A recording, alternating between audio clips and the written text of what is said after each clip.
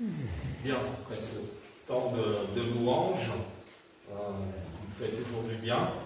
On va regarder on va regarder la parole de Dieu. On l'a déjà fait un peu. On va regarder les quelques versets que nous avons lus ce matin. J'ai noté aussi que dans notre prière, on a parlé du retour du Seigneur sur la nuée, un événement futur. On a chanté aussi Emmanuel. Alors, ça aussi, ça concerne, remarqué par Yvon là sur l'ardoise, prophétie. Donc, on va lire les 17 premiers versets dans Ésaïe au chapitre 1. Les 17 premiers versets du chapitre 1 d'Ésaïe. Alors, il n'y a pas longtemps, j'avais fini de lire le Nouveau Testament. Et puis après, j'avais enchaîné sur les psaumes, proverbes, l'Ecclésiaste, Cantique des Cantiques. Et puis là, donc, Ésaïe. Alors, j'allais dire Ésaïe, c'est assez costaud. Il y a des choses qu'on ne comprend pas toujours. Mais voilà, ensemble, on va regarder puisque c'est Dieu qui a écrit ces paroles par l'intermédiaire d'Ésaïe. Donc, on va voir ce qu'il nous dit. Alors, on va lire ensemble je vais lire ces 17 premiers versets. Prophétie, moi j'ai vision d'Ésaïe, fils d'Amos, sur Juda et Jérusalem, durant les règnes d'Ozias, de Jotham, d'Akaz et d'Ézéchias sur Juda. Puisque Ésaïe a vécu longtemps et donc il a été sous 4 rois. Ciel, écoute, terre, prête l'oreille, car l'Éternel parle. J'ai nourri et élevé des enfants, mais ils se sont révoltés contre moi. Alors, je repensais à ce que nous a dit Marcel au début, dans sa louange, que ce qui est écrit dans l'Ancien Testament est aussi valable aujourd'hui. Il y a des choses qui nous parlent. Verset 3, le bœuf connaît son propriétaire et l'âne la mangeoire de son maître. Cependant, Israël ne connaît rien. Mon peuple n'a pas d'intelligence. Malheur à la nation pécheresse, au peuple chargé de fautes, à la lignée des méchants, aux enfants corrompus. L'Éternel dresse un portrait affligeant de son peuple. C'est son peuple dont il parle, ce n'est pas des nations qui ne le connaissent pas. Malheur à la nation pécheresse, au peuple chargé de fautes, à la lignée des méchants, aux enfants corrompus. Ils ont abandonné l'Éternel, ils ont méprisé le Saint d'Israël, ils ont fait volte-face. À quoi bon vous frapper encore? Vous multipliez vos révoltes. La tête entière est malade et tout le cœur est souffrant. De la plante des pieds jusqu'à la tête, rien n'est en bon état. Ce ne sont que blessures, contusions et plaies vives qui n'ont été ni pansées, ni bandées, ni désinfectées. Voilà dans quel état est ce peuple, et j'allais dire même individuellement. Votre pays est dévasté, vos villes sont réduites en cendres, des étrangers mangent les produits de votre sol sous vos yeux. C'est une dévastation pareille à la catastrophe opérée par des étrangers. Et la fille de Sion a survécu. Elle est restée comme une cabane dans une vigne, comme une hutte dans un champ de concombres, comme une ville épargnée. Si l'Éternel, le maître de l'univers,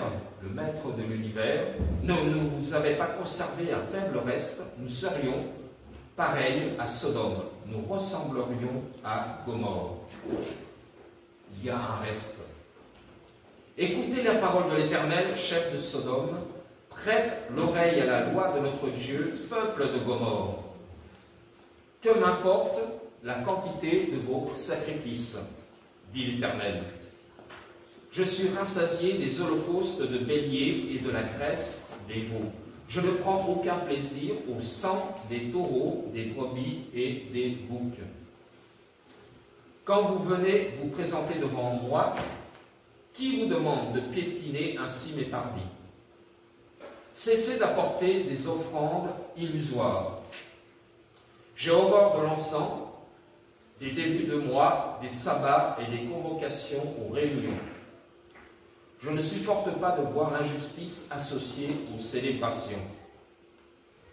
Pourtant, c'est l'Éternel qui demande des sacrifices, qui demande des choses à respecter. Je déteste vos débuts de mois et vos fêtes. C'est un fardeau qui me pèse.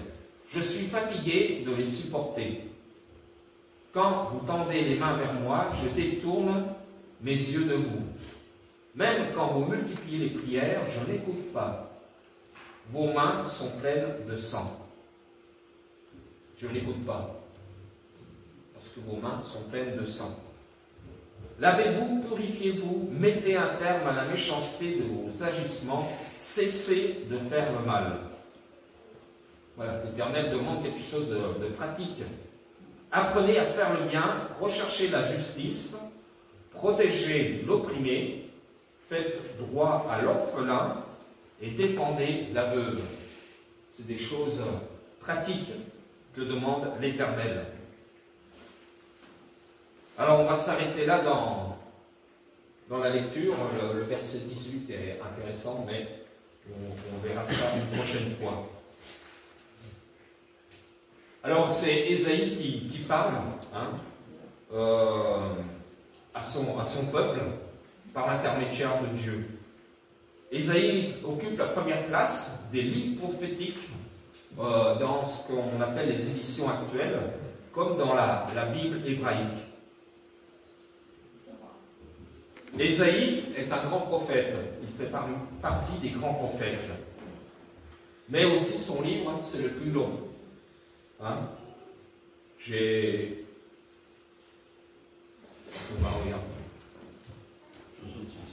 66 chapitres. Des fois, on est un peu... quand il y a 66 chapitres à lire, on préfère lire des livres plus courts. Mais son livre est le plus long, mais aussi le plus complet des Saintes Écritures. Et c'est aussi un écrit prophétique. Ésaïe est celui aussi qui donne le plus de détails sur le Messie. On connaît beaucoup de ces prophéties. En dehors aussi des psaumes, qui donnent des prophéties sur Jésus-Christ. Et on a aussi, j'ai découvert aussi qu'on a nommé Ésaïe l'évangéliste parmi les prophètes. Évangéliste parmi les prophètes, puisqu'il parle de la venue de notre Seigneur Jésus-Christ. Ésaïe a la première place parmi les grands prophètes. Après, qu'est-ce qu'on trouve après Ésaïe comme un autre prophète? Il y a Jérémie. Voilà, Jérémie, et il y en a encore deux. Et après, Naoum. Non, un autre. Ézéchiel. Ézéchiel. Et après, Daniel. Voilà. Ouais. Il y a longtemps. Bah, Jacques, t'as une bonne mémoire, alors. C'est très bien. Donc on a Ésaïe, Jérémie, Ézéchiel et Daniel. Alors, voyez, Ésaïe, il annonce aussi l'exil qui attend le peuple de Juda, puisque Israël a déjà été déporté à cause de leur immoralité. L'immoralité, des fois on pense qu'on est mieux aujourd'hui, mais il y a toujours de l'immoralité, autant dans tous les siècles. C'est d'une manière différente, mais ça existe toujours, ça a toujours existé. Mais on trouve aussi dans le livre d'Ésaïe la conscience aiguë de la sainteté de Dieu. Une conscience aiguë de la sainteté de Dieu, dont Ésaïe témoigne. La sainteté de Dieu, ça c'est quelque chose de très important. Et puis Ésaïe aussi nous livre des prophéties sur la naissance d'un enfant. Ce matin, on l'a prononcé plusieurs fois, le nom de cet enfant. Emmanuel. Qui veut dire Dieu est avec nous. Voilà, Dieu est avec nous. Dieu est avec nous depuis que l'enfant Emmanuel est venu sur cette terre. Et puis, Ésaïe, il prophétise aussi sur la naissance d'un enfant, mais aussi sur le serviteur de l'Éternel, qui est mis en rapport avec Jésus-Christ dans le Nouveau Testament. Et le livre d'Ésaïe a été écrit environ de 740 à 690 avant Jésus-Christ. Donc, il parle d'un serviteur, de la naissance d'Emmanuel, 7 siècles environ auparavant. Alors, on a parlé de la prophétie d'Emmanuel. Alors, juste un petit rappel, une petite lecture. Donc, dans Ésaïe au chapitre 7 et au verset 14, il est dit, voilà pourquoi c'est le Seigneur lui-même qui vous donnera un signe. Passage qui est repris dans le Nouveau Testament. La Vierge sera enceinte, elle mettra au monde un fils et l'appellera Emmanuel. Dieu a révélé cela à Ésaïe. La Vierge sera enceinte, elle mettra au monde un fils et l'appellera Emmanuel. Ésaïe, vous ne pouvez pas savoir quand est-ce que cela arriverait, ni où, ni comment. Mais Dieu l'a révélé à Ésaïe. Et puis une autre prophétie qu'on lit, qu'on connaît, et qui concerne le serviteur donc, de l'Éternel, donc Jésus-Christ. Ésaïe 53, à partir du verset 2, qui dit « Il a grandi devant lui comme une jeune plante, comme un rejeton qui sort d'une terre toute sèche. Il n'avait ni beauté, ni splendeur propre à attirer nos regards, et son aspect n'avait rien pour nous plaire. » Il parle du serviteur de Jésus-Christ. Méprisé et délaissé par les hommes, homme de douleur, habitué à la souffrance, il était pareil à celui face auquel on détourne la tête. Nous l'avons méprisé, nous n'avons fait aucun cas de lui. Voilà, Ésaïe, il parle de quelqu'un qu'il ne connaît pas encore, qui ne sait pas quand est-ce qu'il va arriver. Voilà, il nous révèle des choses sur ce serviteur de l'Éternel, qui sera Jésus-Christ. Alors, pour revenir à Ésaïe chapitre 1, Ésaïe est un prophète. Et un prophète, c'est le porte-parole de l'Éternel. C'est le porte-parole, je vais dire littéralement, il donne la parole de l'Éternel. Il ne parle pas de lui-même, il est inspiré par le Saint-Esprit. Dieu l'a inspiré. Et s'il parle, ce n'est pas pour dire des choses, comment dire, dans le vent, mais il parle pour reprendre, pour avertir, pour ramener le peuple, pour le consoler, mais aussi pour l'encourager. Ça nous fait penser à notre Seigneur Jésus-Christ. Quand il est venu, c'était pour reprendre, pour avertir, pour ramener à Dieu son peuple, pour le consoler. Il a guéri aussi. Et nous aussi, aujourd'hui, on est une petite partie de ce peuple actuel. Nous sommes des rachetés par le serviteur de l'Éternel, par notre Seigneur Jésus-Christ. Et moi-même, est-ce que j'ai besoin d'être repris, averti, ramené, consolé, guéri aussi? Est-ce que j'ai besoin, et je crois que j'en ai besoin, dans un domaine ou dans l'autre, repris, averti, ramené, consolé, encouragé? Alors, si on revient dans ce chapitre 1 de Ésaïe, on voit qu'il fait un constat un peu et beaucoup négatif du peuple. La première mission d'Ésaïe, dans ce chapitre premier, en tout cas, c'est celle d'un médecin. Ésaïe, il fait un constat sur un malade qui est le peuple de Juda et dont l'état est désespéré. Par rapport à ce qu'il dit, l'état de ce peuple est désespéré. Et on voit ce diagnostic au verset 5 et 6. Il dit, la tête entière est malade et tout le cœur est souffrant. De la plante des pieds jusqu'à la tête, il n'y a rien en lui qui soit sain. Ce ne sont que blessures et contusions et plaies vives. Elles n'ont pas été pansées ni bandées, ni adoucies avec de l'huile. Il n'y a rien de bon dans ce peuple. Peut-être qu'on pourrait dire aussi que dans l'homme naturel, il n'y a rien de bon. La tête entière est malade et tout le cœur est souffrant. Pourtant, il parle du peuple qui connaît l'Éternel. Il parle du peuple qui connaît l'Éternel. Ce diagnostic est aussi valable pour l'homme aujourd'hui et pour le peuple d'autrefois. Les actualités nous démontrent que l'homme n'a pas changé. Il est toujours capable du pire. Toute la tête est malade et tout le cœur est défaillant.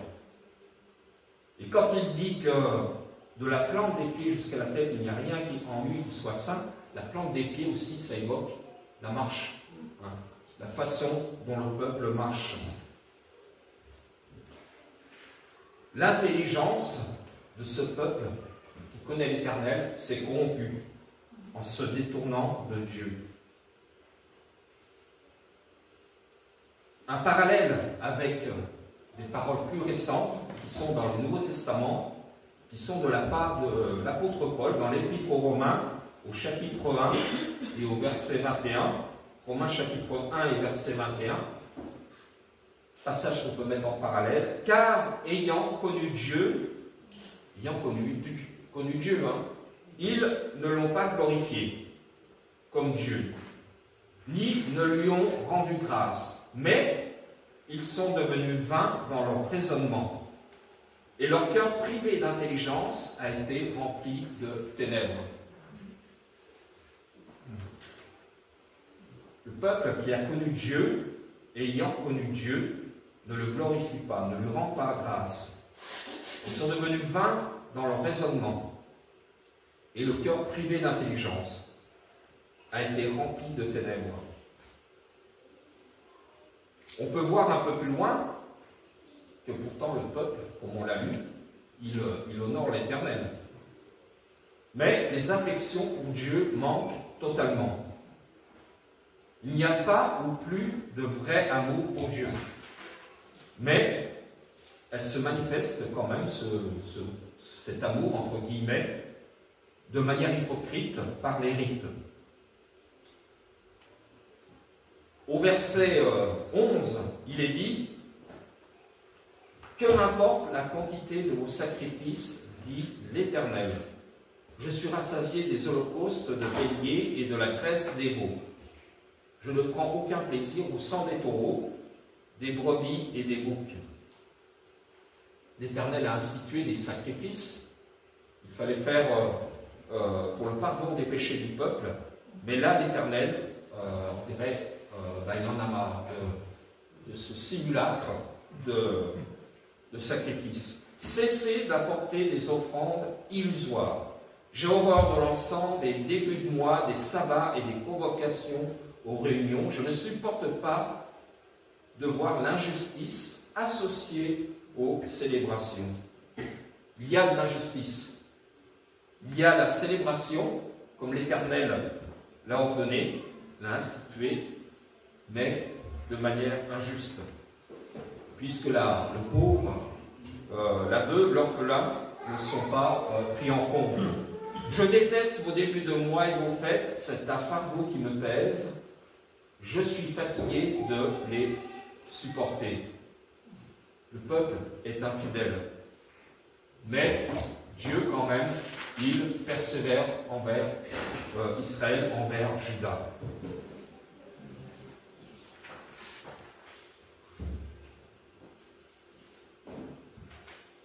On a vu les caractères du peuple infidèle. Ils ont la méconnaissance ou l'ignorance de leur relation avec l'Éternel. Et puis, ce qui est intéressant, et le parallèle que Dieu fait, qui doit quand même choquer le peuple, au verset 2, il est dit « Ciel, écoute, terre, prête l'oreille. En effet, l'Éternel parle. J'ai nourri et élevé des enfants, mais ils se sont révoltés contre moi. Dieu, l'Éternel, a nourri et élevé des enfants.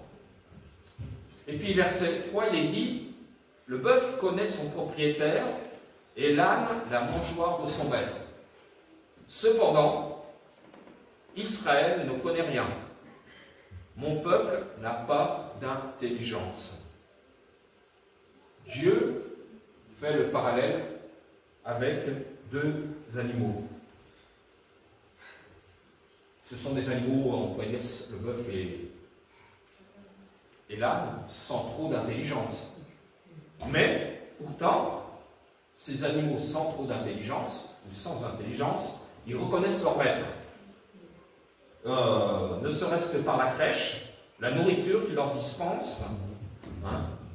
Si on les appelle, ils vont venir, ils vont revenir à la mangeoire, mais le peuple d'Israël, lui, s'est révolté.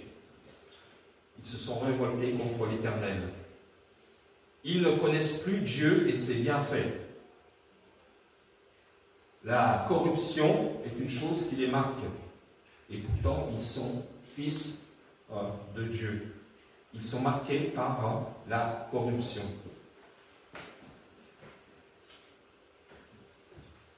Constat un peu effarant du peuple d'Israël. Ils ont abandonné l'Éternel et ils méprisent aussi le Dieu saint. Ils ont quitté leur position dans laquelle Dieu les avait placés. Quand même, le peuple d'Israël, il les a conduits sur une terre promise. Dieu les a conduits par la nuée. Mais ils ont voulu servir d'autres dieux. Et en plus, ils se révoltent toujours plus contre Dieu qui les frappe. Verset 5, il est dit, à quoi bon vous frappez encore? L'Éternel prend soin de son peuple, il le frappe. C'est pas pour son mal, c'est pour le ramener dans la bonne voie. Mais l'Éternel s'aperçoit que cela ne sert à rien. Vous multipliez vos révoltes. Vous multipliez vos révoltes.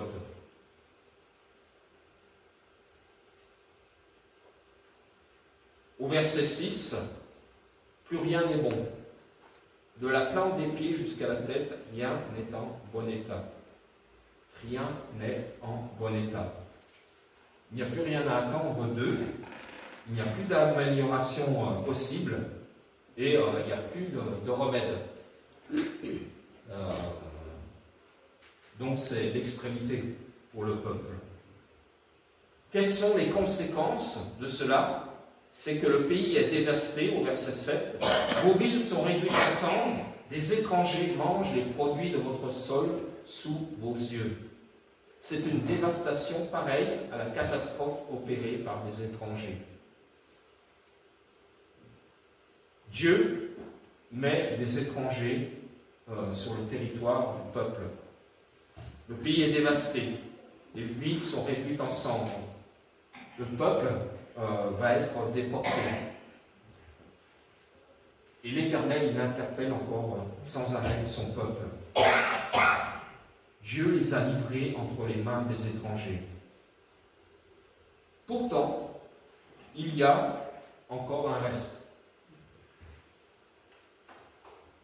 Et la fille de Sion, verset 8, et la fille de Sion a survécu. Elle est restée comme une cabane dans une vigne, comme une hutte dans un champ de concombres, comme une ville épargnée. C'est pas grand-chose, hein, si on regarde des paroles quand même. Une cabane dans une vigne. À tout moment, ça peut tomber, il peut y avoir un coup de vent, ça peut disparaître. Une hutte dans un champ de concombres. Donc, ça ressemble à très peu de choses. Hein. Ce n'est plus une belle ville, un endroit où on se rend. Hein. Une cabane ou une hutte, c'est vraiment éventuellement un abri pour très peu de temps. Mais ce n'est plus Jérusalem, hein, qui est belle et magnifique. Mais il y a quand même un reste, un résidu résidu qui est fidèle.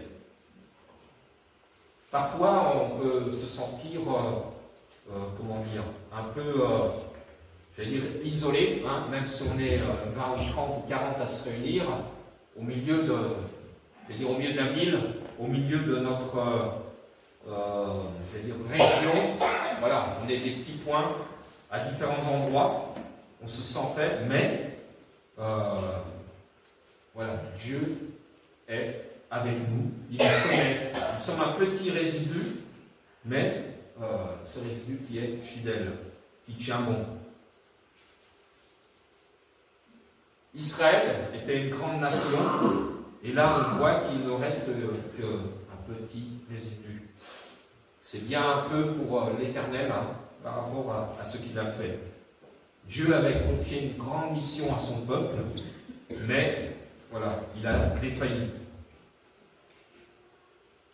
Est-ce que cela ne nous amène-t-il pas à nous demander, et nous, sommes-nous encore un bien petit résidu? Les croyants, parmi eux, sont faits, de ce fait, ils sont le peuple reconnu. Ils sont peu nombreux, mais ils sont le peuple reconnu. Bien sûr, la nation, elle est coupable. Elle a été châtiée, comme on vient de le lire. À quoi bon vous frapper encore? Votre pays est dévasté, vos villes sont réduites en cendres. Ça, c'est ce qui touche la nation. Mais le petit résidu est là, fidèle. Ils font partie de ce peuple, ils confessent aussi qu'ils ont été aussi touchés par l'Éternel.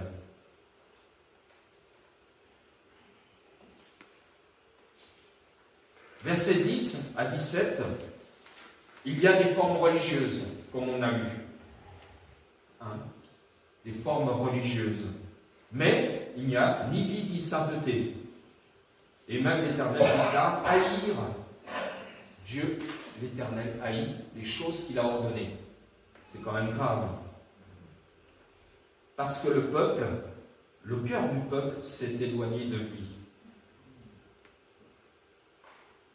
Leurs offrandes sont plus haïssables que ce qu'elles prétendent honorer l'Éternel, tout en étant dans l'injustice.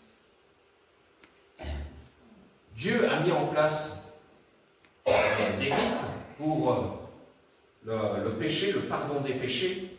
Par contre, ce que le peuple d'Israël oublie, qu'est-ce qu'il oublie? C'est de faire les choses avec justice. Vos mains sont pleines de sang. Alors, est-ce que l'Éternel dit qu'il y a des meurtres? Est-ce qu'il dit qu'il y a de l'injustice?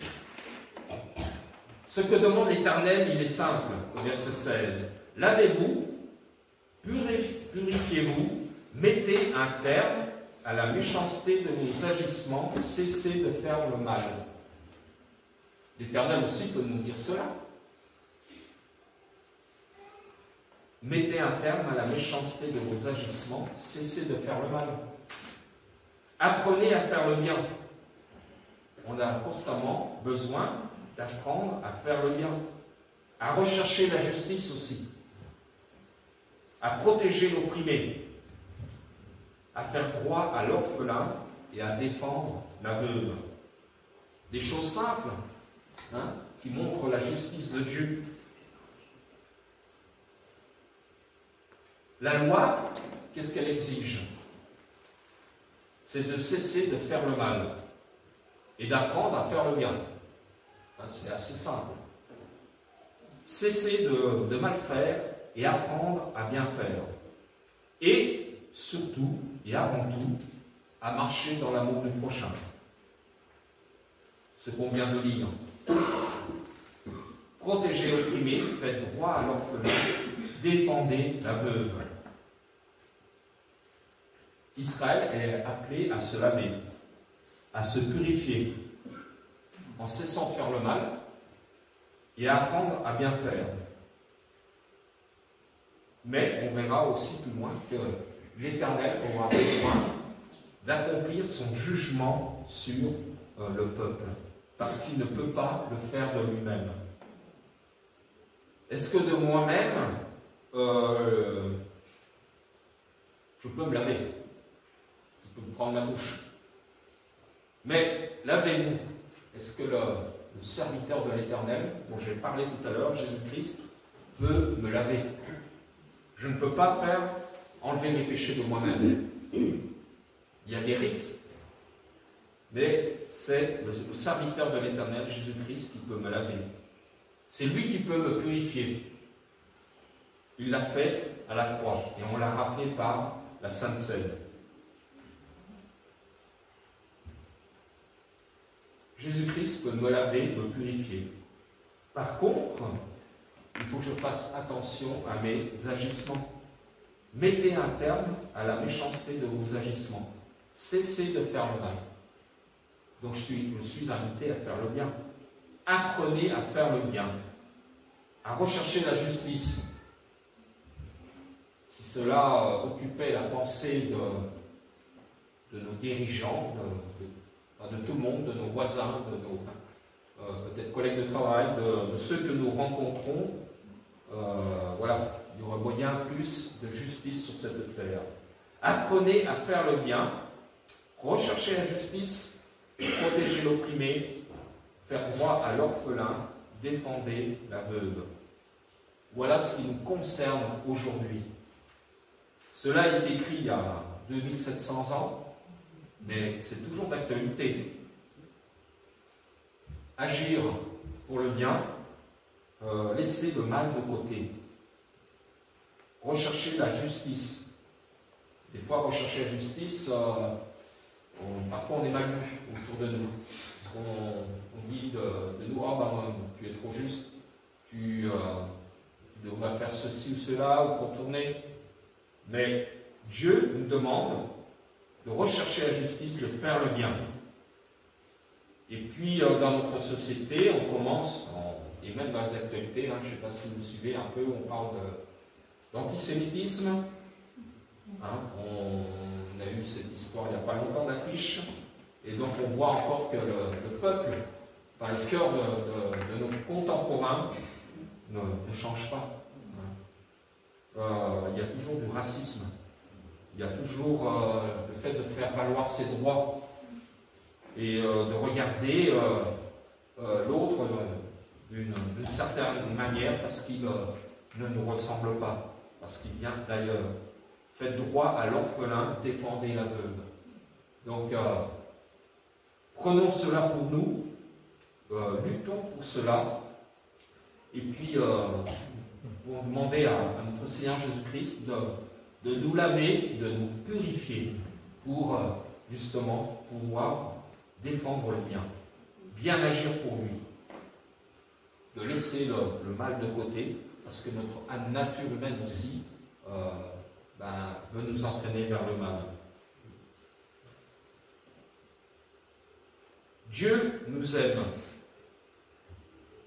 Nous sommes son peuple aujourd'hui. Donc il attend aussi que nous le servions. Et que même si nous sommes un petit reste, eh bien, il nous aime et que nous persévérions dans la loi de l'Éternel et dans le bien. Prochaine fois que je ferai le message, eh bien, on verra la suite. Le constat fait par Dieu, il est terrible de son peuple. Mais, voilà, l'Éternel, il a un amour immense pour son peuple, il a un amour immense pour nous, donc il est capable de tout pour nous. Persévérons dans le bien, persévérons dans l'amour du prochain, et puis nous accomplirons la loi de l'Éternel, en dehors des rites. Voilà, persévérons dans le bien. Amen. Persévérons, le bon combat de la foi. Est-ce que... Oui, on va juste finir par une chanson.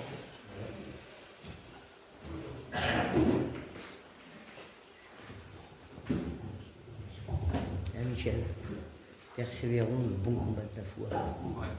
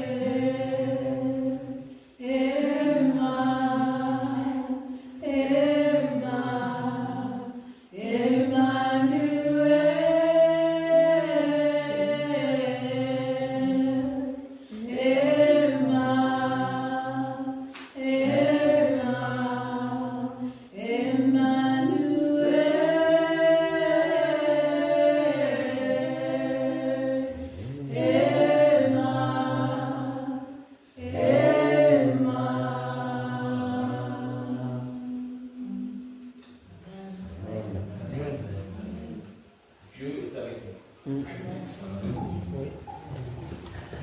Bon dimanche.